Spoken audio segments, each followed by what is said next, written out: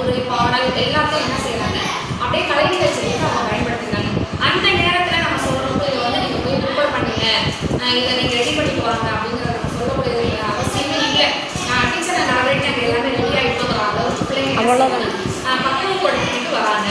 அப்போ இந்த இடைவெளி கல்வி மூலமாக வந்து என்னன்னா பிள்ளைங்களுக்கு சர்டிஃபிகேட் கிடைக்கிறது, அப்புறம் நிறைய ஈவெண்ட் பண்ணுறப்போ மெடல் கிடைக்கிறது, அப்புறம் நம்ம குறிப்பிட்ட காலத்துக்குள்ள இந்த ஈவெண்ட்டை நம்ம கொடுக்கணுங்கிறப்ப அவங்களுக்கு ஒரு போட்டி உருவாகுது, இதை முடிக்கணுங்கிற ஒரு ஆர்வம் உருவாகுது. நிறைய விஷயங்களை வந்து மாணவர்கள் வந்து பயன்பெற்று கொண்டே இருக்கிறாங்க.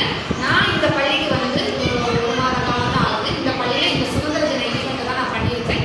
இதுக்கு முன்னாடி நான் பழைய ஸ்கூலில் என்ன பண்ணினேன் அப்படின்னு சொன்னால் 3 வருஷ காலமாக பழைய ஸ்கூலில் நான் நிறைய ஈவெண்ட் பண்ணியிருக்கிறேன். சரி, எனக்கு அந்த ஸ்கூல் ஒரு சக்ஸஸாக இருந்ததுனால இந்த பள்ளியிலையும் நான் தொடரலாம் அப்படிங்கிறதுனால இந்த பள்ளியில் நான் என்ன பண்ணியிருக்கேன், இதை வந்து ஆரம்பிச்சிருக்கேன்.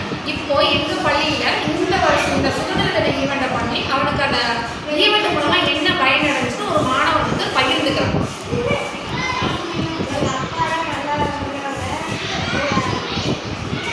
உங்களுடைய பெயரை போல சொல்லு.